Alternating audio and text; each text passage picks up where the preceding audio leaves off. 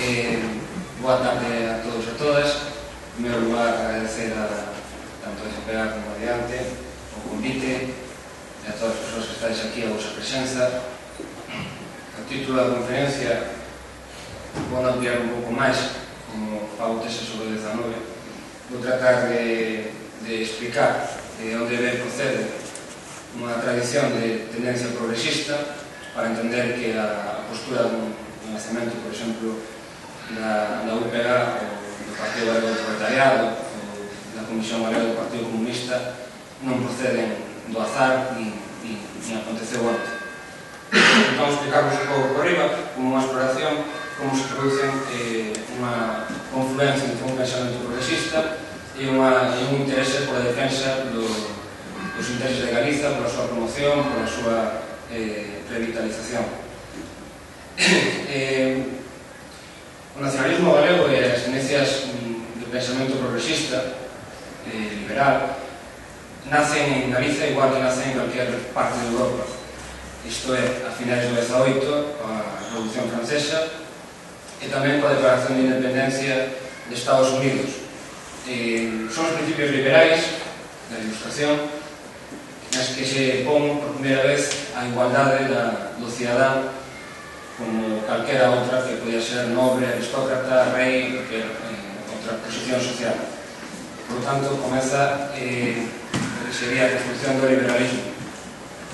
Para nós, para a tradición galega, a primeira figura que penso que compre nomear é o pai Martín Sarmiento, o Frei Martín Sarmiento, que a máis de ser un dos pais da filoloxía galega, é, digamos, as primeiras persoas que, dende un punto de vista da ilustración, fan un estudo da realidade galega, tratando de procurar a súa mellora en canto ás condicións de vida das persoas, por exemplo, a cuestión da terra, como pode ser a cuestión da lingua, a cuestión, por exemplo, das melloras en técnicas de pesca e outras, pero sobre todo realiza unha denuncia do acoso e da aldraxe que se realizaban os galegos dende a corte. Digamos que, situado na época da Ilustración, temos a Sarmiento, e nesa mesma época prodúcense os movimentos liberais por toda Europa. A historiografía oficial do nacionalismo, se consideramos como se fai a Veramendi e compañía, sitúa o nacemento do nacionalismo galego na xeración do provincialismo, que é a que está entre 1841 e 1846. Veramendi nega que exista anteriormente un pensamento de carácter galeguista ou nacionalista, ou que existise unha vontade de defender os intereses galegos máis alá de cuestións puntuais. Hai outras persoas que consideramos que isto non é certo e situamos, quitando o caso de Sarmiento, que está relacionado con outros ilustrados galegos, como Cornide, como o padre Feijóo, está o que é a Guerra de Independencia. A invasión dos franceses, o que produciu, sobre todo en Galiza e nesta cidade de Vigo, foi o activar un mecanismo de pensamento propio en persoas que até ese punto eran consideradas basadas. Foi, digamos, a concepción de que unha persoa, un labrego, un baixo nobre, os pequenos artesáns que estaban traballando, fidalgos, clerecía, asumen que teñen un poder e queren exercerlo. A Guerra de Independencia, o que sucede cando entran as tropas napoleónicas en 1808 é que o exército español retírase de Galiza e vai cara a Castelo por un pacto do Marqués da Romana. Por tanto, desertan de defender Galiza e Galiza queda o pairo e ao servizo de toda a Francia napoleónica. Entón, cal é a reacción? Os paisanos que fan, a pesar de que se diga que Napoleón traía os principios liberais, realmente era un imperialista. O que fan é organizarse e crear o que son as alarmas ou guerrillas. A través de todo este funcionamento provocan a expulsión dos franceses. Este efecto, que parece non ter unha relevancia, si que ten a medida en que as persoas asumen que teñen capacidade e teñen un poder que poden exercer e que é eficaz.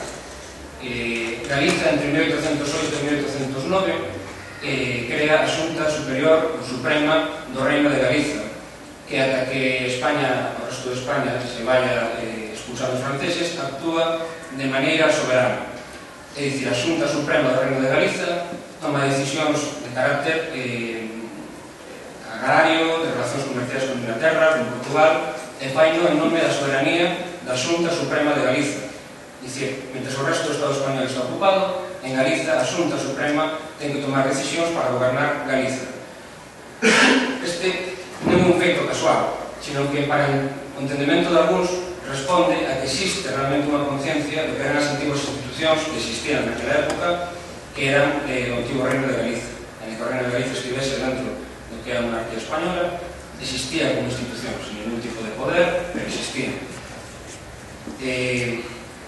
Este punto, algúns interpretámoslo como un sinal de que existe unha conciencia de Galiza. De feito, na prensa, nos textos galegos que se producen en galego naquela época, os guerrilleiros non cruzan a fronteira do Padronero, quedanse a defender aquí, porque eles entenden o Reino de Galiza como entendemos a Rusia e Galiza, a Galiza incluída parte redenta. Por lo tanto, o que interpretamos algúns é que o primeiro nacemento dun pensamento tanto menos proto-nacionalista ou galeguista ou de intereses de defensa de Galiza e dun goberno propio nace durante a francesada, poblado pola cuestión liberal, un ascenso das persoas, da cidadanía, e por outro lado o pensamento de corte nacional.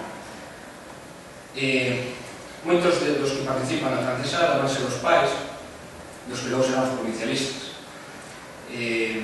Temos que entender que no principios do XIX a prensa está nacendo, non hai xornais como hai agora, nin tan sequera como houve en 1840. Había xornais, poucas imprentas e os xornais que saíran contados. Curiosamente, unha supremacía do pensamento liberal e do pensamento constitucional.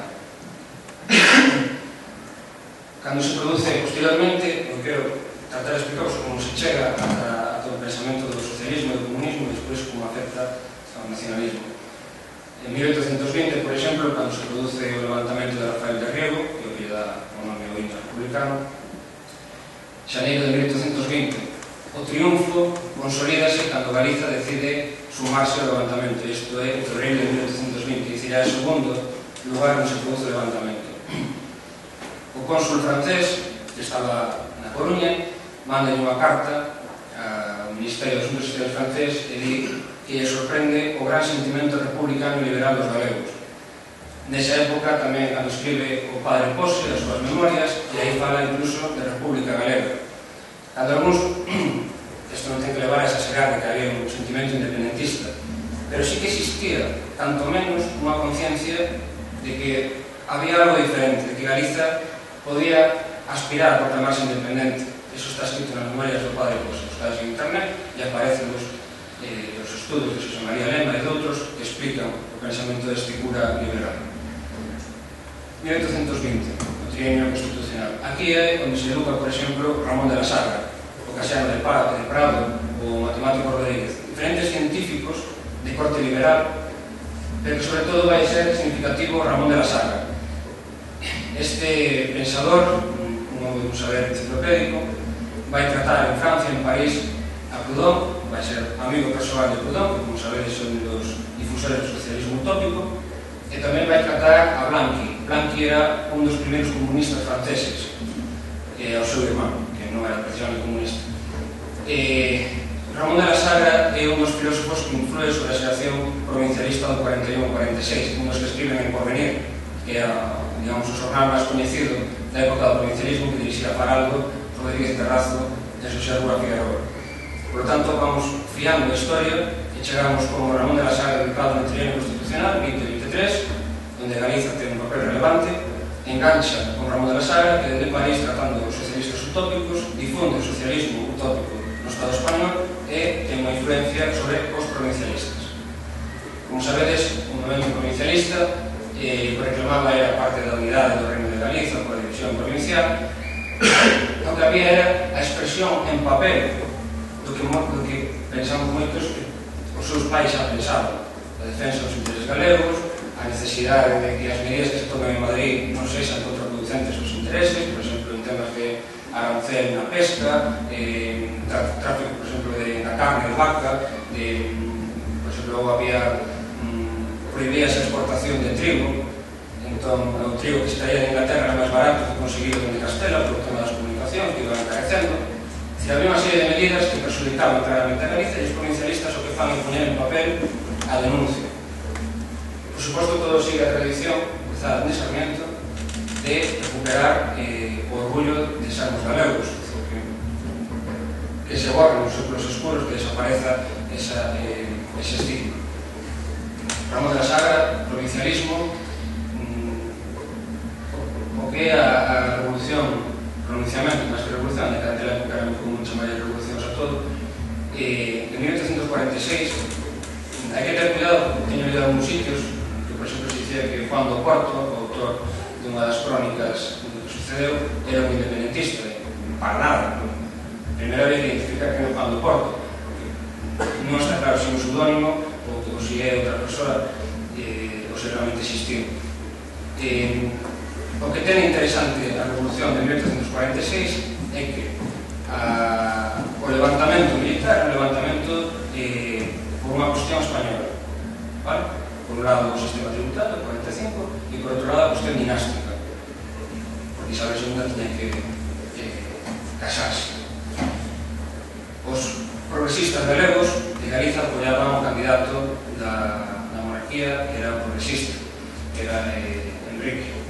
Enrique está en Galiza, en Pontevedra, en xaneiro de 1846, fala con algúns dos militares e dos provincialistas que participaran despois na revolución.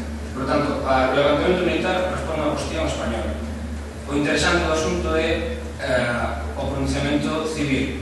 Cando se introduce un estamento civil na revolución, que se crea a Xunta Suprema a mediados de abril, onde preside Rodríguez Terrazo e estando falando de secretario co famoso manifesto, este é onde o elemento civil supera o militar e dirixe todas as operacións da revolución. Esta é a parte máis relevante do que sucedeu no 46. Hai xente tamén que interpreta que neses documentos puñan viva a Constitución, independencia nacional. Independencia nacional refírese ao contexto español, que se vai referir a Galiza. E independencia no pensamento cando era a loita contra os franceses. Independencia fora o invasor. Pero nunca hai xente que pensa que iso de independencia de Galiza é un disparate absoluto. Entón, provincialismo, Ramón de la Sagra. Despois do fracaso e da represión que existiu, xente que esquece a parte dos mortos que mataron en Carral e a Betanzos que mataron a outro, o que existiu foi expulsión de soldados, andábamos en barcos a Filipinas, xente que teve marchado ao exilio, a Porto, a Lisboa, onde caen presos algúns, por revolucións que tamén se dan en Portugal, pero sobre todo vai haber unha marcha forzada, despois da expresión amnistía, finais do 46, inicio do 47, hai unha amnistía, entón os provincialistas poden volver. Cando se produce a Revolución do 48 en toda Europa, que é unha revolución que se introduce o elemento social, o ano que se publica o Manifesto Comunista, no Estado español hai un par de intentos de pronunciamentos en Madrid, en Galiza, en Vigo, en A Coruña, deteñen a varios os que participan, e o que produce é despois unha persecución que obriga a moitos deles a trasladarse a Madrid. En Madrid se crea un núcleo do progresismo e unha tendencia galeguista. Ali, por exemplo, onde está educada os primeiros versos da Rosalía de Castro, La Flor, o primeiro poema, está escrito entre Galiza e Madrid, pero publica en Madrid da man de Eduardo Chao.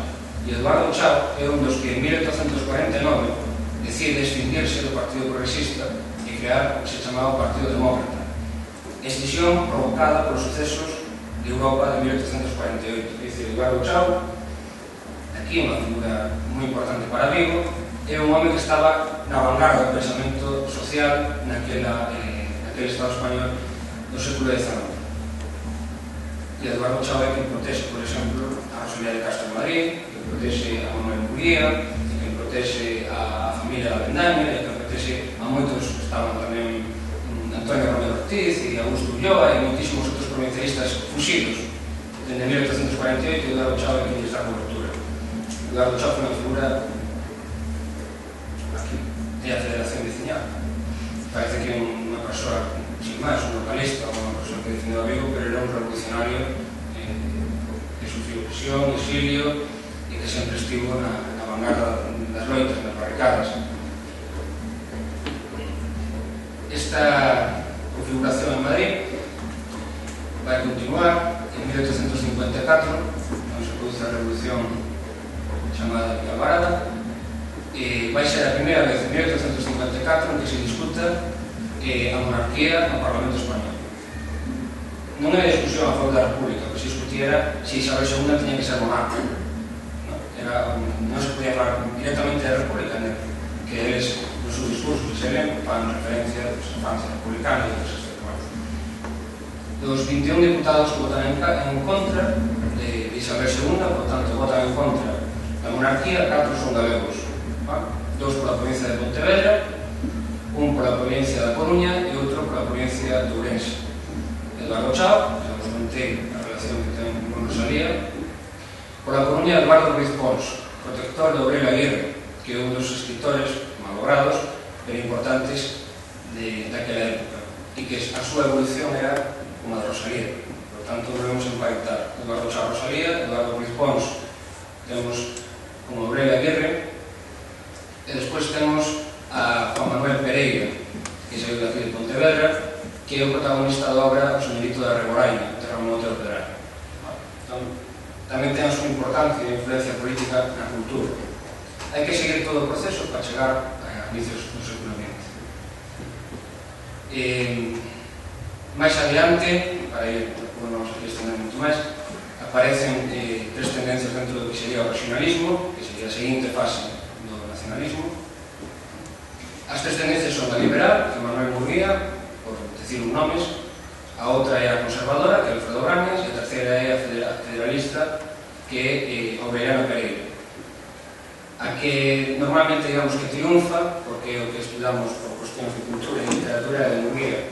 Brañas realmente aquí non triunfa en Cataluña, onde é definido como un apóstolo, creo que Prat de la Riba, que descubriu o regionalismo para Cataluña, unha frase así, unha persona, de feito, o regionalismo gallego de Alfredo Brañas está publicado en imprenta catalana. Aquí en Galiza, un tipo notable. Un tipo que non tiña medo a falar de independencia, onde que Manuel Fraga fixese uso da súa persoa, que tamén que coñecido o poema, Caste dos Celtas, e os seus versos onde fala da independencia de Galiza e que era o seu pensamento era normal. Un interesante é Aureliano Pereira, que é unha persoa descoñecida para moitos. Aureliano Pereira é unha persoa que é líder do republicanismo de tendencia federal en Galiza e que participa en 1887, se non me confundo, na Asamblea de Lugo onde se aproba a Constitución, o proxecto de Constitución para un futuro Estado galaico, en que se fala de independencia de Galiza, non exactamente unha independencia, pero sí que falan de que Galiza se proclama como un Estado propio e despois crear unha federación co resto de povos do Estado español. E Aureliano Pereira é o cabeza visible e o líder, se ledes os seus artigos, se ledes unha escolma por aí, fala abertamente de ideas soberanistas. Por tanto, seguimos neste fío, empezado de Sarmiento, que vai continuando e chegamos ata Aureliano Pereira. Nese congreso estaba, por exemplo, Moreno Barcia, catedrático de Economía, que dice que non eran muchaíñas os que estaban reunidos en Lugo en 1887, e estaba Manuel Díaz Pulpeiro, que é outro dos poetas destacados da nosa cultura. Outra vez a literatura e a cultura galega enfiada con o pensamento progresista. Podemos citar máis, pero non quero tampouco enrollar. Damos o salto de século e chegamos ás Irmandades da Fala. Cando se fundan as Irmandades da Fala, en 1916, na Coruña, entre os seus fundadores está Xaime Quintanilla. Xaime Quintanilla, máis de escritor, era unha persoa de pensamento socialista. De feito, ele acaba afastándose das Irmandades da Fala para integrarse no PSOE, no Partido Socialista. Chegou a ser alcalde de Ferrol en 1936 pola Frente Popular, militante do PSOE, militante marxista, defensor do Estatuto do Galego dentro do Partido Socialista e fusilado posteriormente no 36. Pero Xaime Quintanilla estaba nas Irmandades da Fala, unha persoa de pensamento marxista, está xa nese grupo de 16, 17 persoas que había naquele local da Coruña, na rúa Rego da Auga, e estaba ali tamén Xaime Quintanilla. Dentro das Irmandades da Fala, outras persoas que teñen unha tendencia marxista ou que tratan Os dos primeiros que tratarán de confluir marxismo ao socialismo con nacionalismo é Xoán Vicente Viqueira. Xoán Vicente Viqueira, por certo, era o neto de Pascual Sánchez Portón, se non acordo, que é o que postea o álbum de la Caridad que en 1863 dá a coñecer a maioría dos escritores da xeración do Resurgimento. Volvemos ao XIX, e vemos todo está perfectamente fiado, e Xoán Vicente Viqueira defende, e hai textos por aí estudados por Alonso Montero, e que explica e detalla como se produce a confluencia en pensamento de Viqueira do socialismo e o nacionalismo. Estamos anos 26, 27, morre por aí unha das persoas máis logradas, Montero Gareda, outra persoa. Antes de entender dos detalles, que tamén me deixa que comentar que Pablo Iglesias é galego, de Ferrol, e fundador e líder do PSOE, e que Ricardo Mella é daqui de Vigo, e foi un dos máis importantes difusores das ideas anarquistas. Os dous galegos, por tanto, de duas persoas de certa relevancia, dunha relevancia notable na difusión do pensamento progresista, comunista, anarquista e outros. Volvemos en verdade da fala, Xoán Vicente Viqueira, e chegamos ao Partido Galeguista. O Partido Galeguista hai unha persoa dende o principio que destaca por riba dos outros en tanto pensamento marxista, que é Ramón Suárez Picallo.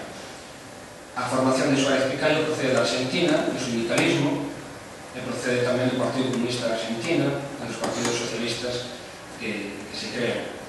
Suárez Picallo, en que tamén os últimos persoas non tan coñecido, que non se cita tanto, tiña unha gran repercusión dentro do Partido Galeguista. De feito, en 1936, cando o Partido Galeguista ten que decidir quen van ser os seus diputados dentro da Fronte Popular, fa unha votación interna, o segundo máis votado é Ramón Suárez Picallo. Por tanto, non quere dicir que todos estivesen coa idea das esquerdas que Suárez Picallo, pero sí que tiña un certo predicamento entre a militancia do Partido Galeguista, e foi, por certo, un dos que máis influiu para que o Partido Galeguista entrase na Fronte Popular.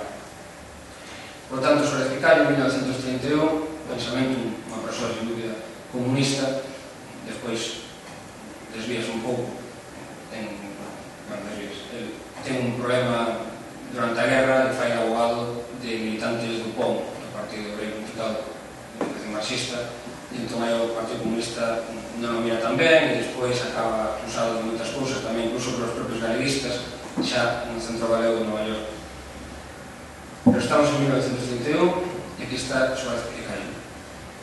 Neste mesmo ano, 1931, un militante do PSOE chamado Xoán Xesús González decide marcharse do seu partido tras a asamblea de Monforte, en que o PSOE decide non apoiar o estatuto, non para facer campaña polo estatuto galego. Entón, Xoán Xesús González entende que iso para ele non é asumible, marcha, escíndese e crea un grupo que é a Unión Socialista a Unión Socialista Gallega, Castelán.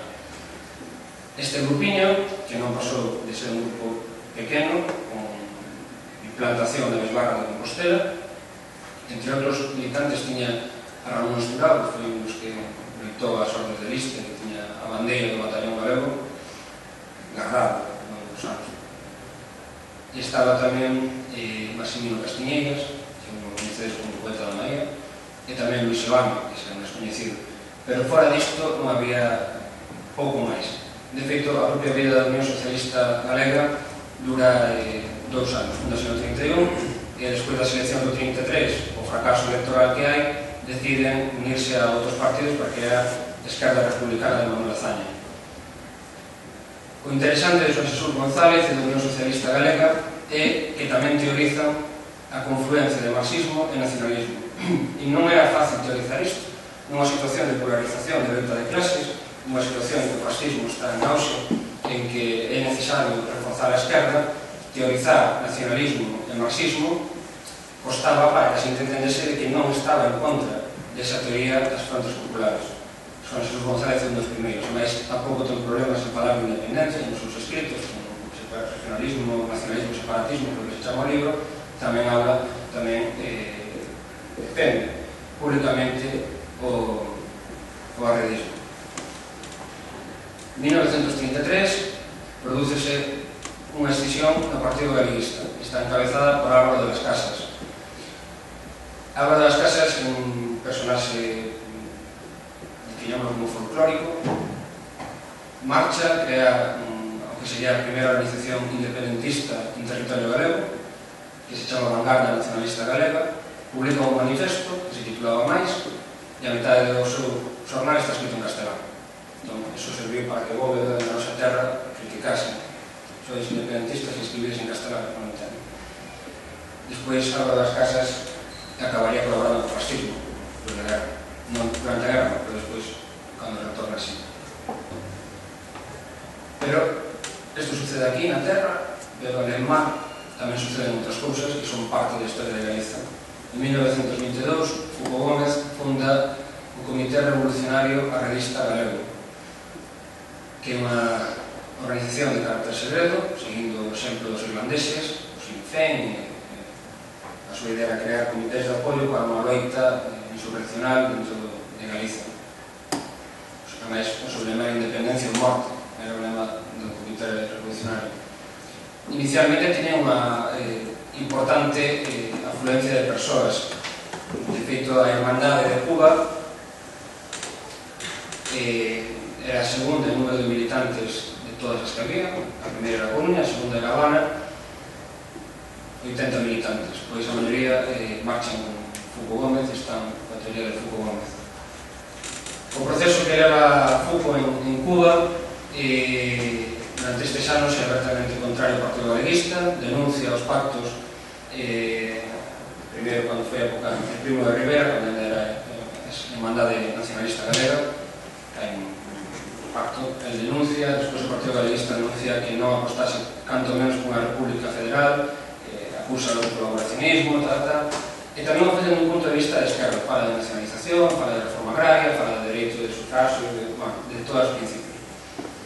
Neste punto, digamos que inmaculado, digamos así, o pensamento de Foucault, pero digamos que a súa proba chegou en 1959, na Habana, cando baixan de Serra Maestra os revolucionarios, un momento que tomar unha decisión, como está con Fidel Castro e con os que baixan os que entran na Habana en 1959, ou non, e neste punto non se ten suficiente documentación a día de hoxe de que apoyase a revolución. Entón, hai documentos que parece que non está a favor e hai os documentos en que parece que sí que está a favor. Por tanto, habrá que esperar para puntualizar a documentación que hai na Habana, no Centro Galego, para confirmar se Fuco Gómez realmente foi firme no seu pensamento.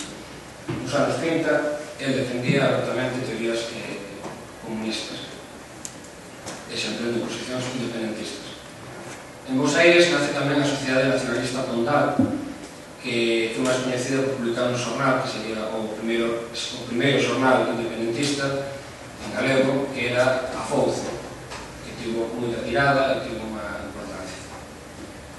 A Sociedade Nacionalista Pondal e a Fouce, como deixar aquí, chegamos para despois enlazarvos con Luis Soto. Luis Soto é un militante do Partido Comunista de España, funda o Partido Comunista de España na provincia de Ourense, xunto a Mimo Abra e outros camaradas do seu, que se chamaban radios, como células ou comités. El procede, ten unha formación marxista, sobre todo en Argentina, cando coñece a emigración e sobre todo o lado oscuro da emigración, que é o traballo a costa de nada, de traballar de estrela a estrela, que dicía Castelao, de coñecer a vida máis ruín e volver ainda por riba igual de pobre ou máis que cando se foi. Luis Soto volve, faise mestre e faise sindicalista, un dos grandes sindicalistas da Federación de Ensino da provincia de Ourense, e faise tamén dirixente militante do Partido Comunista. E xa tiñan uns contactos aquí en Vigo con uns que se chamaban Araujo e Garrote, xente que xa era do Partido Comunista, dos primeiros. O Partido Comunista de España, se non me acordo mal, se fundaron en 1921 ou 22. Luis Soto vai ser o noso primeiro gran teórico da mestura do comunismo e do nacionalismo. Hai xente que dubida de que antes da República pudese existir algún intento de crear o Partido Comunista Galego. Ben, fronte a esta teoría, sobre todo hai un argumento. Cando se crea a Federación Luis Soto está dentro da Federación de Ensino da UGT. En 1936 fundan a Federación Galega de Traballadores do Ensino dentro da UGT. Por tanto, eles crean unha organización autónoma para Galiza que está metida dentro da UGT, pero é autónoma. A FETE, a Federación Española, está en Asturias, está en Andalucía, está en Castela, pero non está en Galiza, vai estar a Federación Galega. Por tanto, sí que existe unha vontade, canto menos, de que existe peculiaridades en Galiza que teñen que responder a unha organización non chamamos nacionalista, de carácter galeguista, como se quiera chamar. Ali falan do problema da lingua galega, falan do problema da relación dos rapaces co agua, de facer un tipo de educación experimental, que estivesen en contacto con a natureza. Entón, creo que se existe ese pensamento para a Federación del Ensino, tamén podría existir para a cuestión política. Soto explica, según as súas memorias, que non era o momento de abrir ese debate, porque o momento era derrubar o fascismo. Por tanto, el, como militante disciplinado, o seu objetivo é rematar co fascismo. Marcha despois da guerra, peripecias, agora vou seguir o fío de Luis Soto. Marcha, chega ao exilio e ele aséntase en México. En 1941 créase a Comisión Galega do Partido Comunista de España, que é o sermolo do que debería ser o Partido Comunista de Galicia.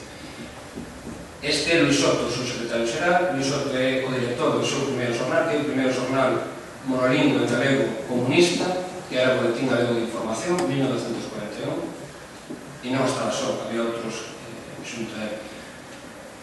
Él trata de difundir a teoría do nacionalismo e do comunismo, é redactor de Nuestra Bandera, que é a revista de formación dos estados políticos do Partido Comunista de España, é redactor de España Popular, un dos xornais máis importantes do exilio do Partido Comunista, e ele sempre está nos seus artigos, se se leen, se buscades, facendo referencia á loita antifascista galega, á loita das nacionalidades a favor da súa liberdade, entendida como tamén unha liberdade de todo o Estado español contra o fascismo. El teoriza todo isto e vai ser, digamos, o primer gran ideólogo do nacionalismo marxista. En 1943, pouco antes de rematar a guerra, a Comisión Galega entra en contacto coa Sociedade Nacionalista Condal. Entón, produce tamén un contacto entre independentistas e comunistas xa nacionalistas. Non sei ben, pois hai un intercambio de participación, pero ao final os independentistas consideran que hai que apoiar o Consello de Galiza e a Castelao e os comunistas consideran que non. Isto non quita que Luis Soto fose amigo persoal de Castelao, pero avisa por carta e logo fala públicamente de que ele entende que o Consello de Galiza é unha institución pequenoburguesa, unha institución creada seguimento do PNV e, sobre todo, do Consello Catalán de Tarradellas e compañía. Non por iso, repito, fanse inimigos, nin se enfrontan, nin se deixan de falar. De feito, morto Castelao, Luis Soto e Virxinia Pereira siguen se carteando, lembrando os tempos, os bons tempos da República e da loita común. En 1949, dentro do Partido Comunista, producese unha primeira vaga de expulsións e de purgas que se producen fundamentalmente por dos motivos. Unha é Titov, en Yugoslavia, cando Titov rompe con a Unión Soviética, produce un rebumbio dentro do Partido Comunista, de varias expulsións, e despois pola problemática con Joan Comorera. Joan Comorera foi o secretario xeral do PSUC, o Partido Socialista Unificado de Cataluña, que era declarado pola Terceira Internacional o Partido Comunista de Cataluña. O PC era para España, o PSUC era para Cataluña, dito pola Terceira Internacional. O problema é que a nova dirección do PC, compasionaria, morto Xosé Díaz, que defendeu sempre Luis Soto, morto Xosé Díaz, aparece a pasionaria, Santiago Álvarez, unha nova dirección, renovada. Uribe, bueno, algúns estaban e outros incorporanse, e marcan unha nova disciplina. Está nos textos dun congreso que fan en Toulouse o Partido Comunista, que di unha sola clase obreira española, un Partido Comunista español. Entón, hai desde o punto de vista do PSUC, hai un ataque á autonomía do PSUC, fan cada quen hai fai traballos de fontanería, fan por detrás, tal, al final van a facer un acto polo que Joan Comorera se sinte traicionado porque non lle avisan, bueno, al final Joan Comorera estíndese. Isto por aquí non pasamos. Marcha, o PSUV é absorbido polo PC. Joan Comorera é en 1949.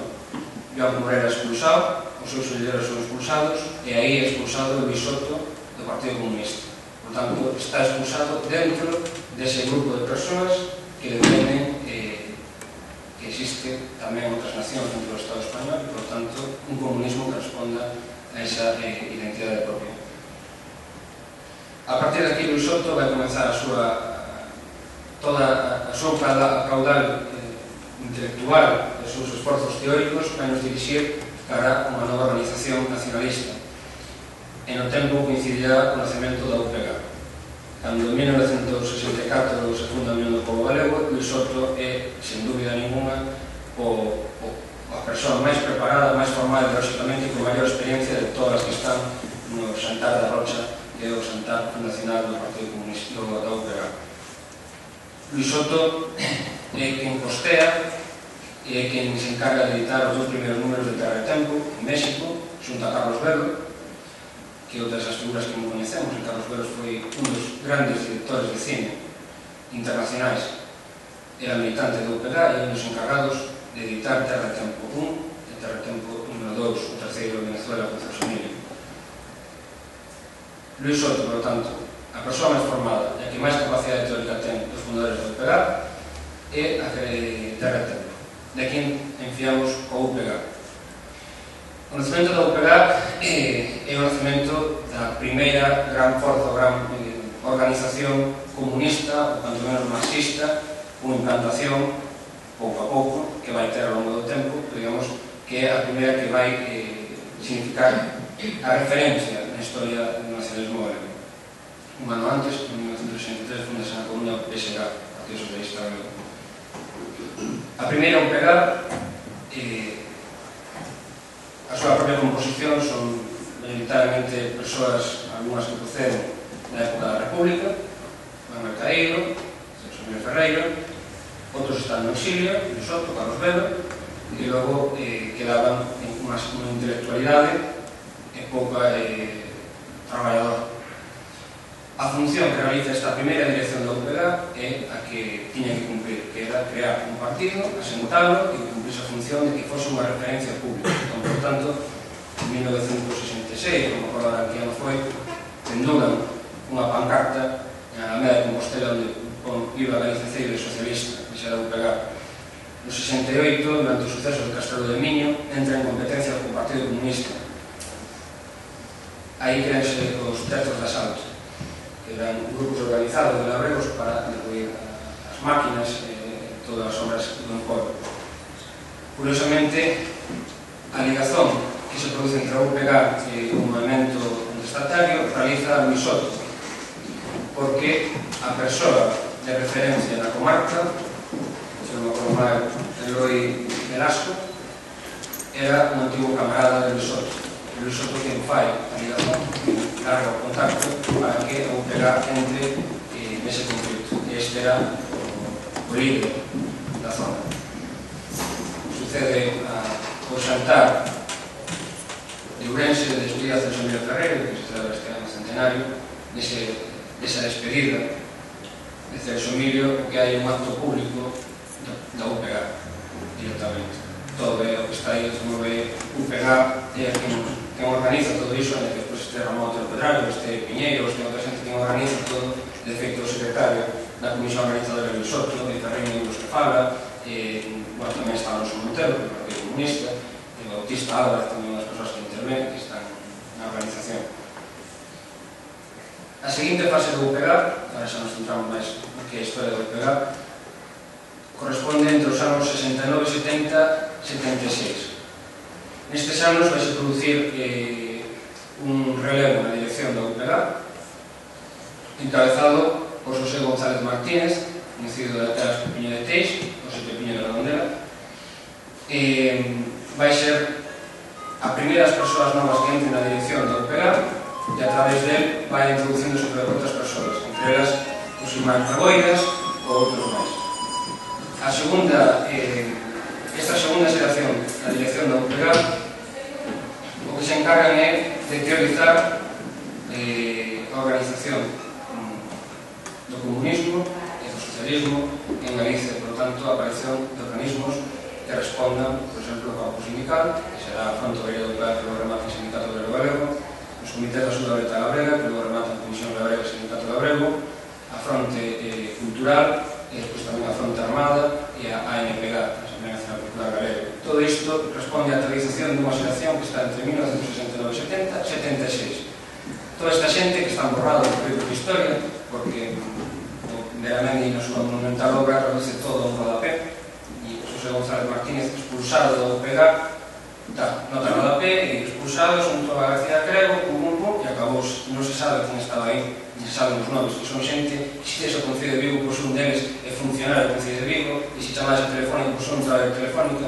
O que quero dicir é que están vivos, que son a xeración, a meu entender, a máis relevante, porque foron capaces de distribuir o pensamento nacionalista do UPG nas estruturas sindical, gabrega, cultural e armada. A historia do UPG, ao meu entender e de outras persoas, remata en 1976 coa expulsión de José González de Pepiña nun comité central celebrado en Vila García, a partir dun argumento empregado en falso por unhas cuestións de que Pepiño era un loco. Acúsanos de estar mal na cabeza, que camuflaba todo a unha resposta diferente. Camuflaba, por exemplo, o enfrontamento que existía dentro do Consello de Forzas Políticas Galegas, a ruptura por chegar, nada máis expulsar a Pepiño, Margarita Ledo e López Huevos van a casa de Beres a dicirle que rompen o Consello de Forzas Políticas Galegas, cando era a resposta que tiña o nacionalismo galego para a ruptura democrática, fronte ao PC, que tiña a Junta Democrática, se non me acordo mal, tamén estaba o PSOE, que tiñan outras moitas outras cuestións. Producese, por tanto, a expulsión de José González Martínez e marcha en solidaridade con él García Crego, que era naquela altura secretario de organización do UPG. A súa marcha, a dos dous, dá pé ao nacemento da UPG Línea Proletaria, que vai ser, ainda non estatutariamente, pero vai ser a primeira, o nacemento, o xermolo do comunismo, do nacionalismo comunista, do nacionalismo, o independentismo abertamente comunista. A UPG Línea Proletaria é o primeiro que fala abertamente de independencia e de comunismo. Os últimos proletados do UPG tamén, de Terra Tempo, no ano 75, tamén con independencia, socialismo e tal. Pero digamos que a UPG Línea Proletaria, Pepiño, García Crego, realizan un traballo que vai desembocar na fundación do Partido Galego do Proletariado, ano 1978. O Partido Galego do Proletariado xa é en estatutos do primeiro partido independentista e comunista, presidido por Luis Soto, e acompaña os extendidos. Está, entre outros, Méndez Terrín, que lidera un grupo de extendidos dentro da ANPG, e outro tipo de persoas. Poderíamos deixarlo por aquí, que despois hai toda unha serie de decisións posteriores, aparece a parte de Galicia Ceibes, despois Galicia Ceibes, despois aparece o PCLM, que é outra das grandes historias que algún día habrá que contar, que sucedeu no PCLM. O detalle, somente un detalle, porque é confesión propia de Francisco Rodríguez no seu libro de entrevistas, no 5º Congreso da UPG, ano 36, 35,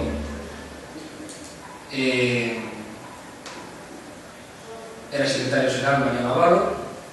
Hai un congreso en que se discute se o bloque ten que xurar unha nova constitución.